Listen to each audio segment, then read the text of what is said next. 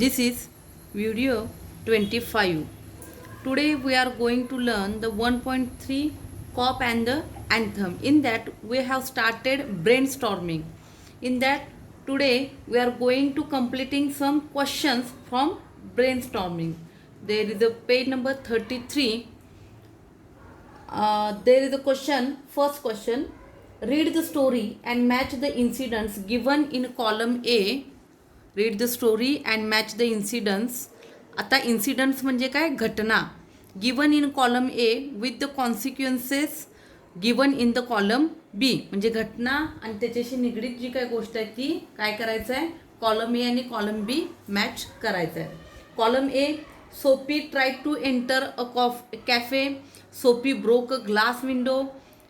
To waiter speech Soapy on the callous pavement.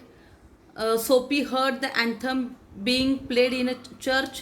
Cop arrested Sophie for hanging around. Column B. The cop ran after another man. Suddenly a wonderful change came in his heart. A dream of turning around in life was shattered. He stood up slowly, beating the dust from his clothes. Strong and ready hands of the head waiter turned him around.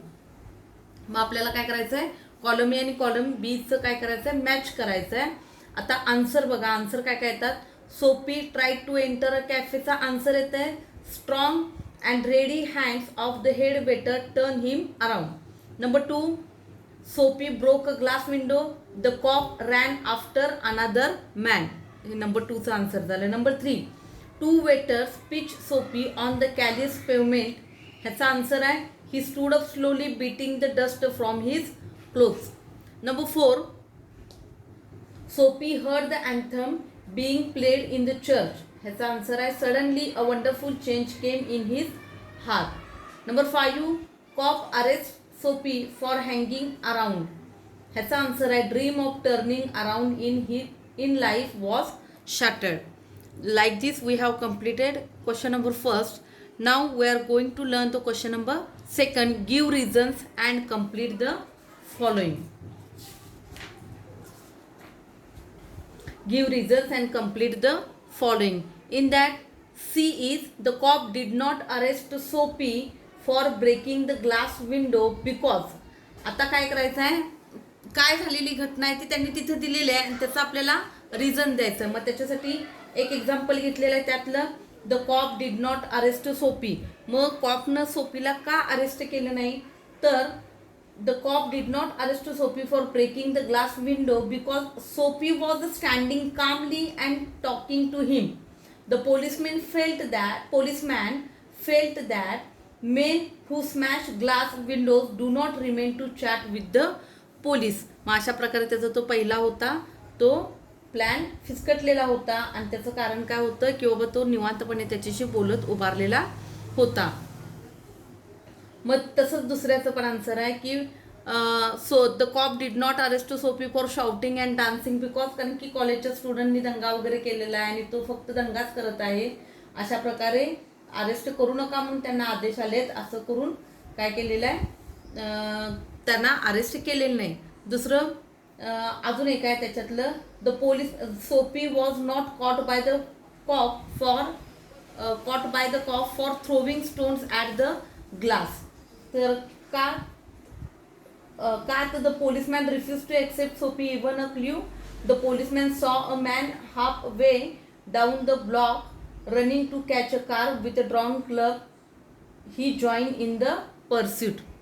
Next question आहे, pick out the lines from the text which shows that. Pick out the line from the text which shows that. त्यात आहे Sophie wants to enter the cafe for 2 reasons. Sophie wants to enter the cafe for 2 reasons. Answer is a roasted mallard duck thought Sophie would be about the thing with a bottle of wine and then some cheese, a cup of coffee and a cigar. Number 2, the meat would leave him feel and happy for the journey to his winter Iceland. मग पहिल्याचा answer ते झालेला आहे. दुसरं Sophie was afraid that he won't be able to enter the prison. Sophie was afraid that he won't be able to enter the prison. It seemed that his route to the coveted Iceland was not to be an easy one. Some other way of entering the limbo must be devised. अशा प्रकारे पुन्हा त्यांनी दिलेलं आहे. Sophie actually did not want to the umbrella. मग तरी पण त्यानं का हे केली, कारण की त्याला गरज नव्हती, पण त्यानं चोरली. निदान चोरलेल्याच्या निमित्तानं तर तो व्यक्ती जो आहे तो पोलिसाला बोलवेल वगैरे. अशा प्रकारे हा प्रश्न कव्हर झालेला आहे. त्यानंतर नेक्स्ट क्वेश्चन आहे, Sophie's earlier life was much different. Sophie's earlier life was much different. His present life complete the table to show his contrast. One is done for you. मग आता आपल्याला काय करायचं आहे, अर्लियर लाईफ आणि present life. Earlier life कशी होती, content friends and roses. Present life unworthy desires. Next eager ambitions, dead hopes, degraded days. Second आहे ईगर ॲम्बिशन्स. इकडं त्याचं प्रेझेंट लाईफमध्ये आन्सर आहे dead hopes, degraded days. See clean thoughts and clothes. आणि इकडं present लाईफमध्ये कसं आहे, rake faculties and base motives. अशा प्रकारे हा प्रश्न झालेला आहे इथं प्रेझेंट लाईफ आणि अर्लियर लाईफ.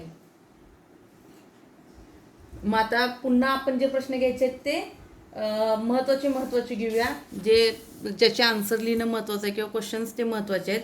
त्याच्या प्रकारे त्याचा पुढचा प्रश्न आहे, after listening to sweet and solemn organ notes Sophie decided to pull himself. आता ज्यावेळी त्यानं एखादं सॉन्ग ऐकलं, कुठलं sweet and solemn organ notes ऐकल्या, म्हणजे त्या सॉन्ग ज्यावेळी ऐकलं तर त्याच्यामध्ये मनामध्ये कोणते विचार आले हे त्याचा आन्सर द्यायचं आहे. मग काय झालं, pull himself out of the mire, conquer the evil that had enslaved him and make a man of himself again. Make a man of himself again म्हणजे काय, की जो आत्ताचा जो सोफी आहे तो तसा सोफी होता काय, नव्हता. तो काय होता, चांगल्या विचारांनी भरलेला होता, चांगले फ्रेंड सर्कल होतं, त्याच्या आयुष्यात प्रेम होता, आदर, रिस्पेक्ट वगैरे होता. आणि आत्ता हे नाहीसे झालेले आहेत, तो चुकीच्या मार्गावर आलेला आहे. मग जसा होता तसा तो होण्याचं पुन्हा त्याच्या मनामध्ये विचार आले. Resurrect his old eager ambitions and pursue them without फॅल्टरिंग.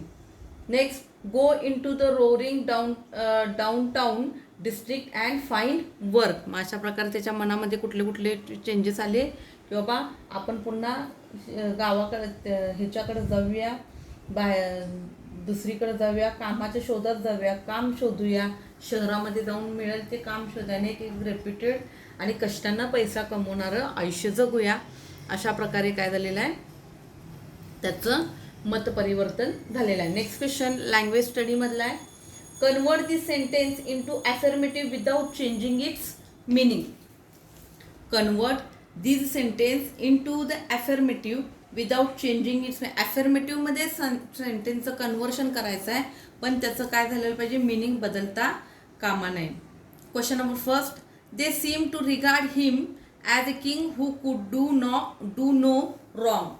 They seem, त्याचा आन्सर येतं आहे they seem to regard him as a king who was always right.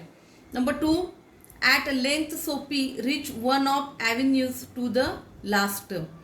मग ह्याचा आन्सर येते after a long time Sophie reach one of the avenue to the last. Number three, on an unusually quiet corner Sophie came to stand still. Sophie came to stand still on a corner that was unusually quiet. Next question है, O. Henry has used different words to the indicate region where Sophie wants to reach. Make a list of those words from the extract. आता O. Henry या लेखकाने काय indicate कर की तो कुठल्या जरी प्रिझनमध्ये जाणार वगैरे हे इंडिकेट करण्यासाठी शब्द दिलेला आहे. कुठल्या शब्दांवरनं ते इंडिकेट होते, तर त्याचा आन्सर आहे the island. The island answer त्याचा आहे. Find out the word use for the degraded state of Sophie. सोफीची घसरलेली पातळी म्हणजे तो जो लिव्हिंग स्टँडर्ड किंवा त्याचं जे काय स्टँडर्ड आहे ते घसरलेलं आहे. मग ती स्टेट जी आहे त्यासाठी कुठले कुठले शब्द वापरलेले आहेत. मग त्यासाठी वापरलेले शब्द the pit in to which he had tumble, the degraded days, unworthy desires, dead hopes, wrecked faculties, base motives, mire, evil and had enslaved him. The specific meaning of the word anthem in the context of the story is. आता अँथमचं काय आहे, दोन अर्थ होते. एक तर राष्ट्रगीत होऊ शकते किंवा प्रार्थना गीत होऊ शकते. मग अँथमचं स्पेसिफिक मिनिंग काय आहे? Anthem means arousing or uplifting song. Anthem means arousing or uplifting song. Next question. After listening to the sweet and solemn notes, Sophie decided to pull himself out of the mire, conquer the evil that had enslaved him, and make a man of himself again, resurrect his old eager ambitions and pursue them without flattering, go into the roaring downtown district and find the work. Next question. Describe the wonderful change in Sophie's soul. आता सोफीचा soul म्हणजे काय? Soul म्हणजे काय? आत्मा. मग सोफीच्या आत्म्यामध्ये जो काय change झाला, वंडरफुल चेंज झाला, तो डिस्क्राईब करायचा आहे. After listening to the anthem, Sophie remembers his earlier life and he is horrified to realize that he has indeed become a degraded person. He decided to pull himself out of the pit in to which he has fallen and make a man of himself again. He determines to bring back to his life his old eager ambitions and pursue them. He makes up his mind to take up a job. Next question.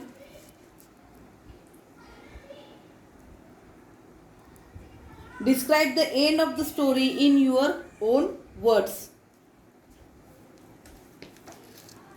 Initially, Sophie had felt that he would like to pass the winter months in prison. आता ते कशासाठी? कारण की winter खूप त्रासदायक असतो आणि त्याला राहायला घर नव्हतं.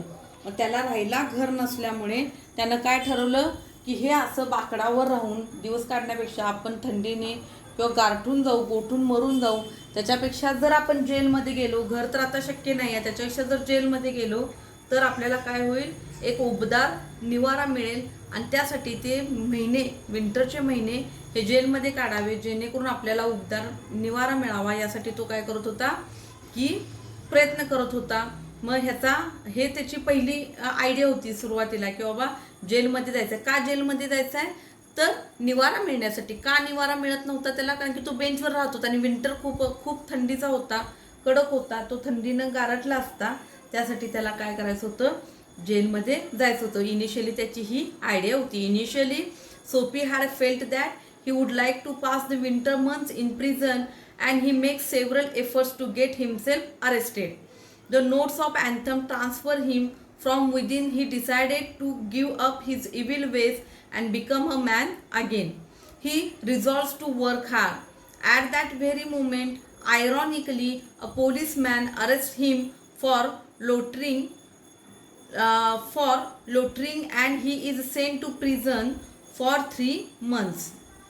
Sophie faces the irony of fate at the moment he realizes that real freedom lives in a virtuous life. He is taken into confinement. म्हणजे ज्या क्षणाला त्यांना जाणीव झाली की बाबा काय एक सन्माननीय आणि कष्टाचं आयुष्य जगण्यात जे ताकद आहे किंवा जे चांगलेपण आहे तो हे असं चुकीचं आयुष्य जगण्यात नाही आहे. त्यामुळं निवारा शोधण्यासाठी जेलमध्ये जाण्यापेक्षा आपण कष्ट करूया, स्वतःला कष्टाने पैसा कमवूया, राहण्याची वगैरे व्यवस्था करूया. मग यासाठी ज्या क्षणाला त्याचा मनात विचार आला आणि त्यानं बदलायचं ठरवलं, त्यात काय झालं की तेवढ्यात त्या सोफीला अटक करण्यात आलं आणि हे काय झाली, उपवासात्मकता त्याच्या आयुष्यातला हा फार मोठा क्लायमॅक्स झाला. Next question. Pick out the lines from the extract which shows that Sophie actually did not want the umbrella. My answer: he hurled the umbrella angrily into the excavation. Listening to the anthem, Sophie remembered his good days old. माझं answer काय ते? He had known it well in days when his life contained such things as mothers and rose and ambitions and friends and immaculate thoughts and callers. मग अशा प्रकारे काय झालेलं आहे, ह्या प्रश्नाचं उत्तर झालेलं आहे. And complete the following. Next question, complete the following. Sophie was angry because when he wanted to fall into the clutches of the policeman in order to be arrested, they seemed to regard him as a king who could do nothing wrong. अशा प्रकारे आपण काय काय ह्या लेसनमधले महत्त्वाचे जे जे काय प्रश्न आहेत ते आपण कंप्लीट केलेले आहेत.